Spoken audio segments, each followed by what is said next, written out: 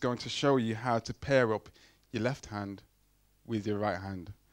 So the bass part is for the left hand, the chords is for the right. And the idea with this chart is when you see number 1 on the left side, you will play a chord on the right side. That's represented there. Now, how I've put the chord, I've put, for example, C, E, G. So we know it's a chord, we'll play them at the same time, but I'm putting that in an ascending order. So it will be C, E, and G. So you start from the C, and then you'll go the higher one, which is E, and the next one, G. You play them like that.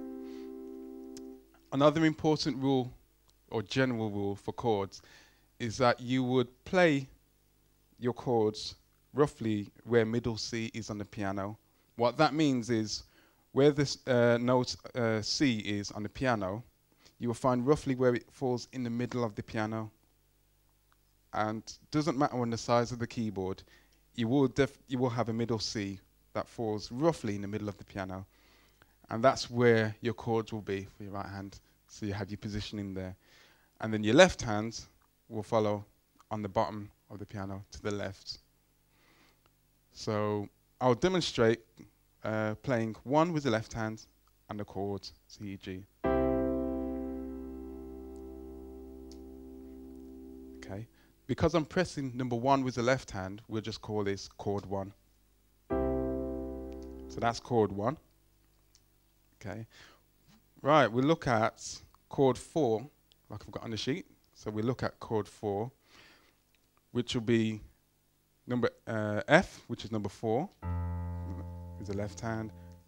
The chord F-A-C with the right. So I'll go back to chord 1, chord 4, and finally we look at chord 5. So that's going to be G as the left hand and G, B, D as a chord.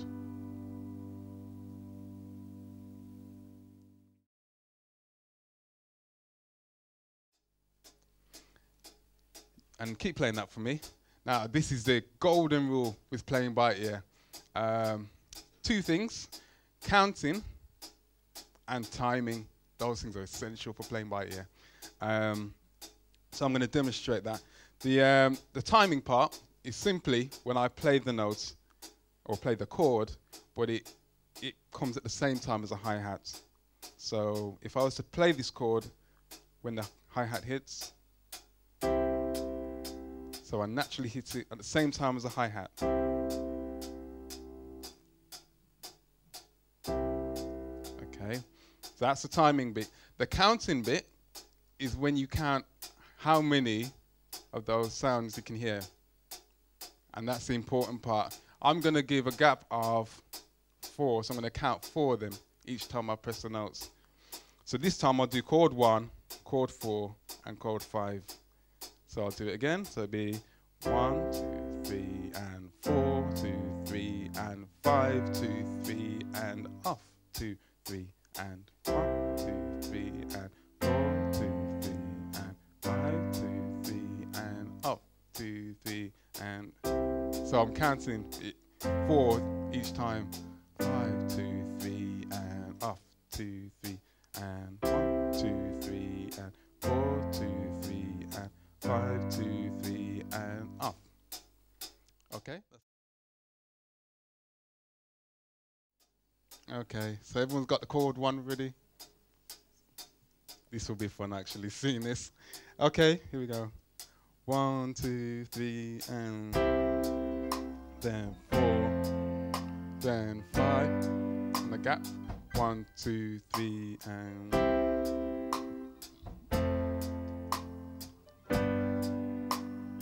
1, 2, 3, and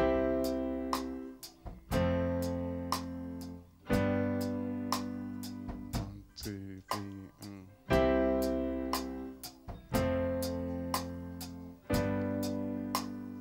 1, 2, 3, and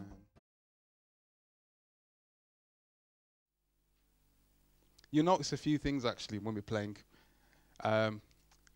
We generally, when you play by ear, you don't generally stick to the exact thing. Like, you know, when it's sheet music, because I've done both sides. And with sheet music, you will play that piece 100 times, and it will be exactly the same every time because everything's accounted for note for note. However, with the live band, you can play what's there, and you can also put a bit of yourself in it as well, and so it will vary slightly. And hopefully that's what I'll see this band do as well today. So even though we've got the basics of it, you can play around those chords as well.